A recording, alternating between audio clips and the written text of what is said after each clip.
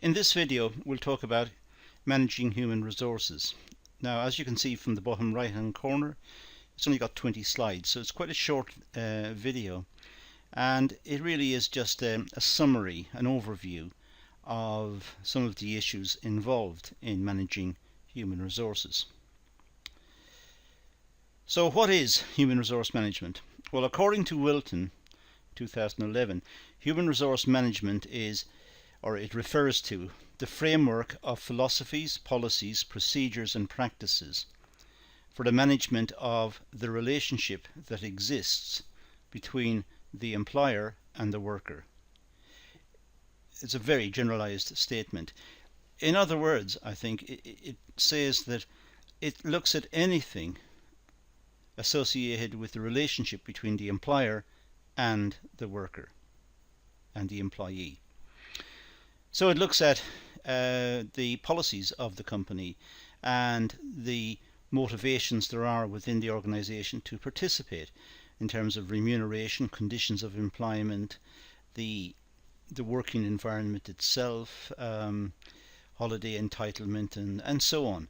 So it looks at the whole framework, the whole package of issues surrounding the working situation, health and safety, everything. It looks at all of the issues, and out of this the management is able to enable a set of policies to emerge which are conducive to safe working and good working, which will enable the employees to be motivated and diligent and apply themselves carefully to their work, and hence the organization will be more productive and there will be greater long-term stability of the organization.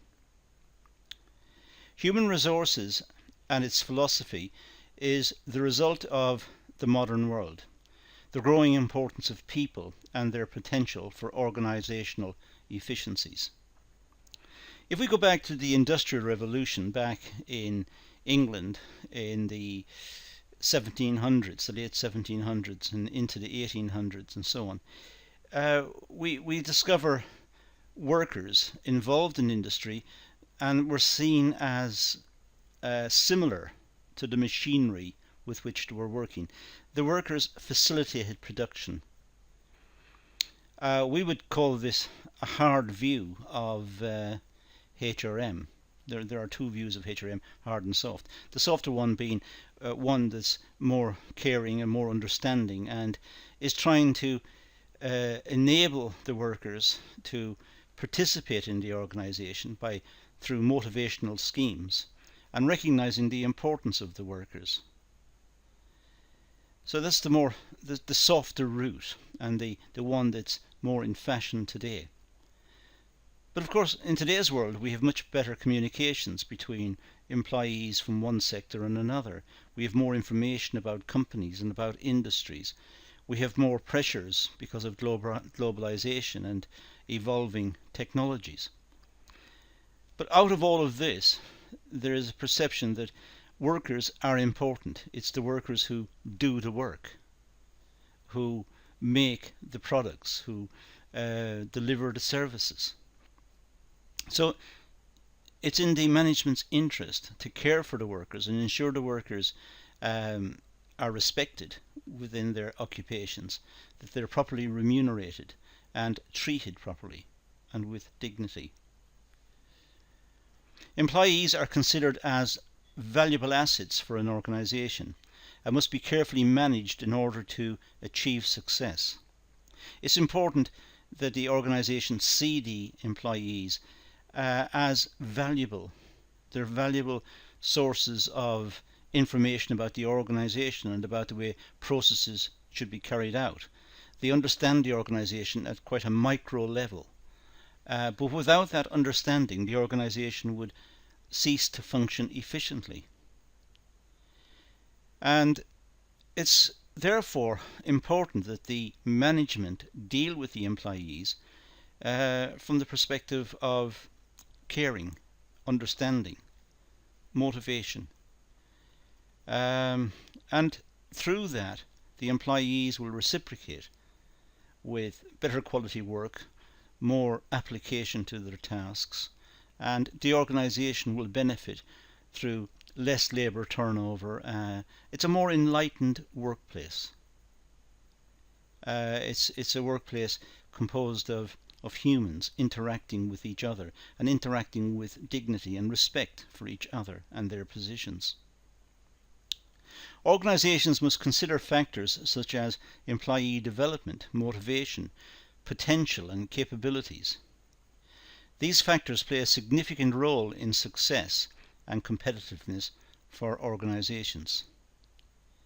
So the organisation takes on the role of educator, providing courses and instruction, and they provide schemes which motivate the employees and value their contribution and their opinions, and seeks their opinions and seeks their suggestions. It looks at the workforce as a valuable resource of the business, and as such is properly treated and properly looked after. Wilton identifies a range of human resource activities for the management of employees. For example, resourcing, HR planning, forecasting and analysing future supply and demand of people resources. The organisation must be adequately resourced from a human perspective. They must have the right personnel in place, and the right personnel should have the right skills. They should have the right motivations. And it's important that the HR department recruit appropriate people into positions and to fill the positions that are vacant within the business. So recruiting and resourcing is important, and the onus is on management to ensure that the financial rewards are such as to encourage the right people into the right positions. And then the HR department should set about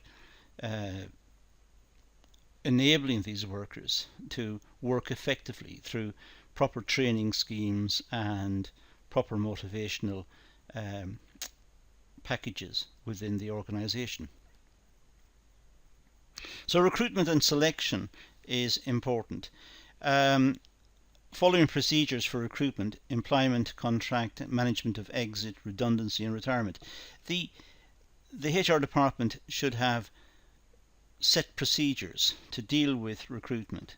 They should have set procedures to deal with employment contracts and changes to contracts, and have negotiating procedures that are well established, tried and tested.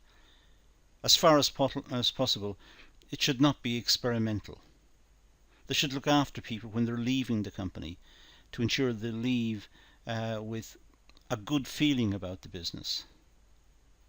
And they should be able to handle redundancies if they arise, and also look after retirements. So the HR department looks after the people and ensures that the right recruitment takes place, the right processes are undertaken, that proper contracts are issued, and there is understanding on both sides as to what their obligations are in terms of the management understanding and the employee understanding what the contracts mean. So resourcing is planning and forecasting and trying to figure out what is the number of recruits that's necessary, and making sure the resources are there to enable the organisation to hire and take on those extra workers, perhaps those employees.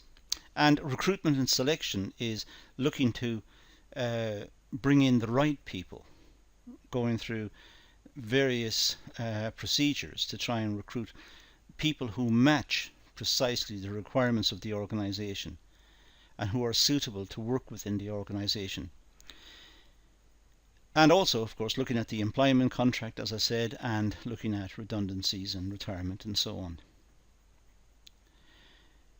There's also a role for HR in performance management, arranging for performance appraisals and reviewing and setting individual goals to meet organisational objectives. The whole performance appraisal system should be managed by the HR department, and the documentation for it should be carefully designed, well thought out, and delivered to the various managers and line managers ready for the appraisal. There should be training for the appraisers to ensure that they understand the procedures and understand how to conduct the appraisals. And there should be adequate training so that the appraisers can probe into areas perhaps which need to be investigated. For example, motivation or deficiencies in training or issues that need to be put right. And this will also feed back to a more positive understanding and relationship with the organisation. The employees, if they have an opportunity during the appraisal exercise to give their opinions, then that is a good thing, because it may prevent industrial relations or employee relations problems further down the line. It could even stop a strike from happening, because the issue was flagged up early and because the management acted on it promptly. It could avoid big problems later on. So the whole appraisal system should be well thought out, well delivered, and the appraisers adequately briefed and trained in what to do. Reward and motivation.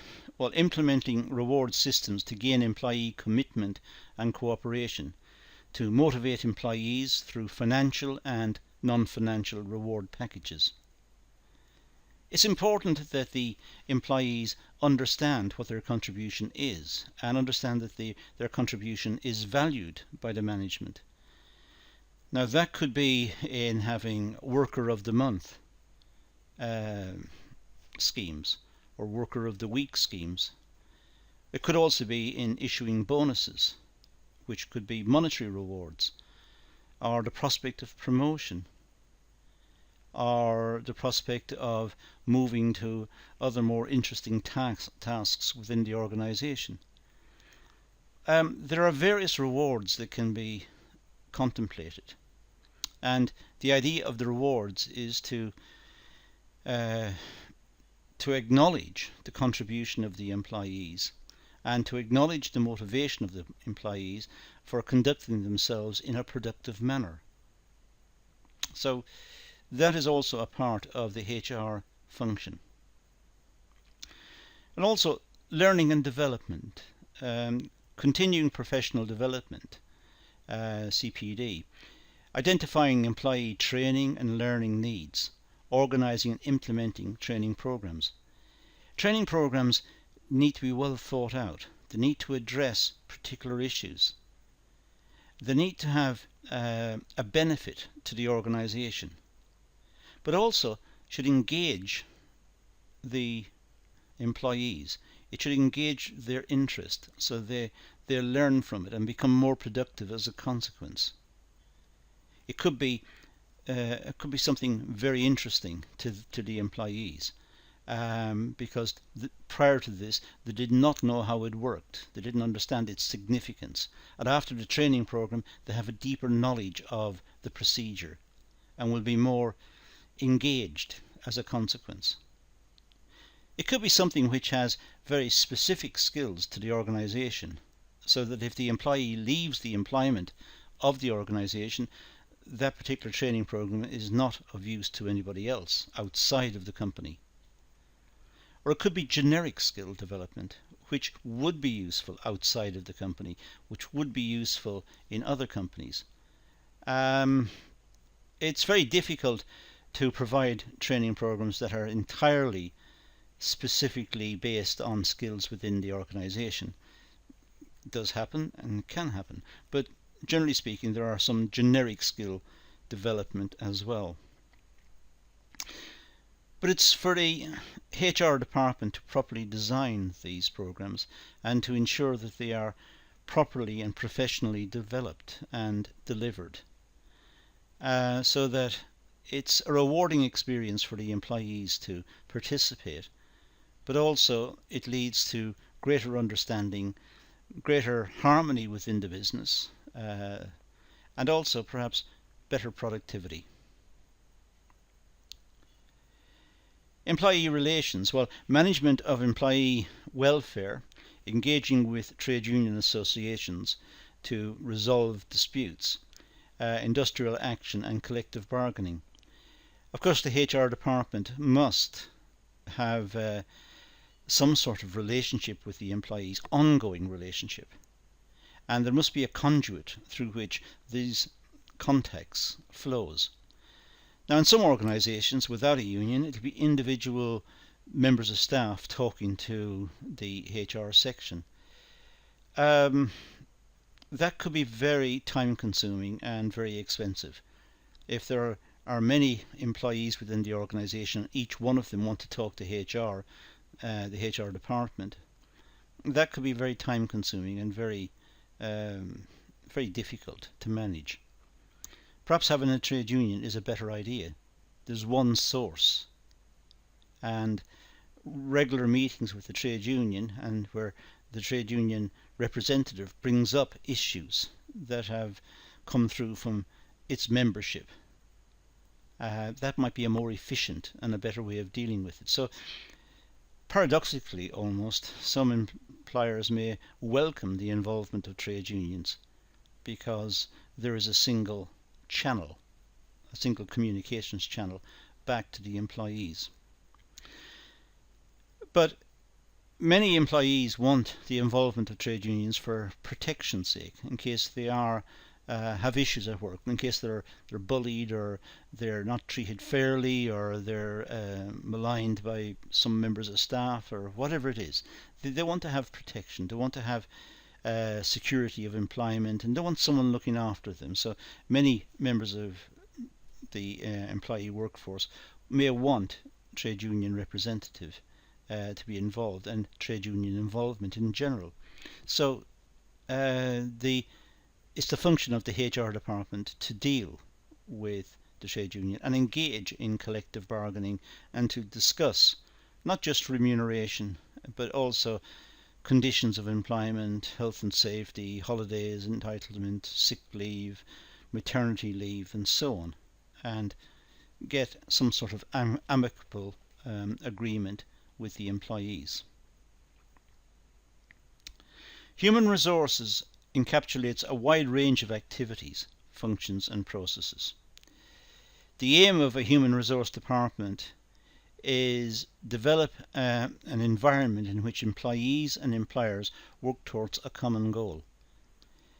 Really, that's what it's about. The HR department should understand what the corporate objectives of the business are, should understand the thinking of management, and particularly of senior management, and the direction in which the business is moving, and should then be able to communicate this to the employees so that there is a single purpose within the organisation, management and employees and workforce all moving in the same direction, all pulling towards achieving that particular end. And if the HR department are successful in their efforts, that should be the outcome from the process, where the employees, all of the members of the workforce at all levels, at the management, everyone's moving in the same direction, and they all know why it's important. It could be that there is widespread understanding that the organisation is facing considerable competition from overseas because of globalisation, and the imports that are coming in are cheap and perhaps good quality as well, but say cheap, which means the organisation has to find cost-cutting areas and has to work productively, and to do all of that, there's a role for the HR department to nudge everybody into line, get everybody working in the same direction, working efficiently in the same direction, and trying to provide the facilities for the workforce in terms of training and motivation and involvement, trying to provide this so that there is greater long-run cooperation and productivity. There should be a positive relationship between employees and employers, which promotes a pleasant work culture. The environment in which work takes place should be a pleasant environment, if possible. It should be friendly. It should be supportive, understanding.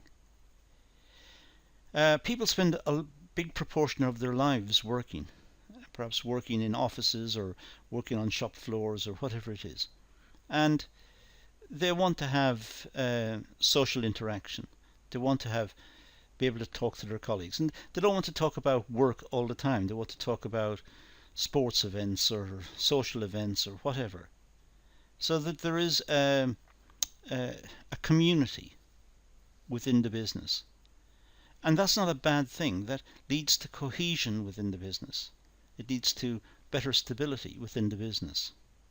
So there should be a positive working relationship which is born out of those types of relationships that develop within work, where they see each other as colleagues. They're all in it together. They're working towards the same objective.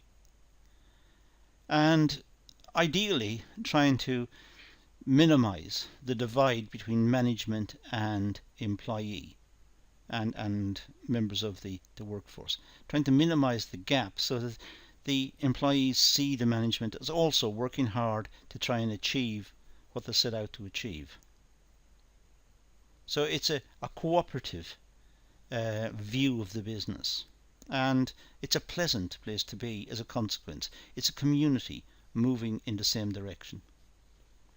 So those are some ideas about managing human resources and the areas in which the Human Resource Department become involved. Please go back over this and make some notes and be familiar with the importance and the role of the Human Resource Department within an organisation. That's the source I mentioned earlier, where I got some of the quotes from. That's all we're going to deal with in this video, so let's leave it at that and say thank you for watching.